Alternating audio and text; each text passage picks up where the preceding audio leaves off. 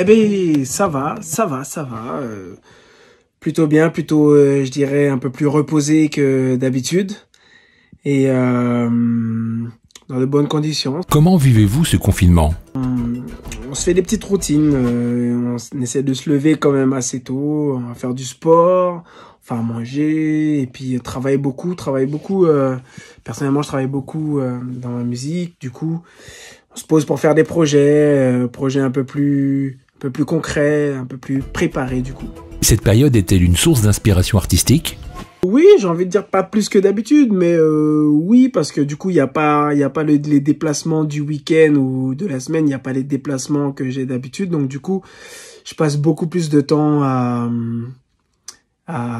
réfléchir et à me projeter, à mettre en place et à réfléchir à d'autres choses, quoi. Pouvez-vous continuer à préparer vos projets? Oui, bien sûr, plus que jamais, on prépare la suite, il faut pas s'arrêter, surtout dans ce domaine, dans la musique. On s'arrête jamais, donc du coup, on continue à fond. La période de confinement a-t-elle changé votre façon de voir les choses? Ouais, ça a un peu changé ma façon de voir les choses. C'est-à-dire que aujourd'hui, je vais voir beaucoup plus loin et beaucoup plus stable, je dirais. On se projette un peu plus, et de manière à ce que ce soit aussi pour les projets sur lesquels je vais travailler, c'est un peu plus solide aussi.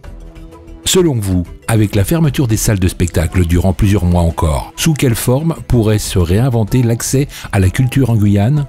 Il y a plein, avec les réseaux, là, on a fait plein de trucs, on fait plein de soirées virtuelles, on fait plein de rencontres virtuelles, il y a plein d'échanges, plein de débats, plein de trucs, donc il y a des petits, comment on appelle ça, des petits documentaires qui sont faisables, il y a plein de trucs à faire, c'est juste que ça restera digital, quoi. Après, voilà, l'accès à la culture, ce sera comme ça, quoi, avec des sites, en utilisant les réseaux au maximum. Votre public vous manque? Avez-vous maintenu un contact virtuel avec lui? Oui, mon public me manque, c'est clair. Le public me manque. J'ai pour habitude, entre guillemets, de voir différents publics. Du coup, ça me manque énormément de partager cette énergie avec eux. Et du coup, oui. Est-ce que j'ai gardé un contact virtuel? Oui, carrément. On fait des soirées. Tiens, par exemple, il y a ça. Un DJ, invité par un DJ londonien ce soir. On est en mode bouillon party. Je vous montre un peu vite fait. Je vous montre un peu, rien.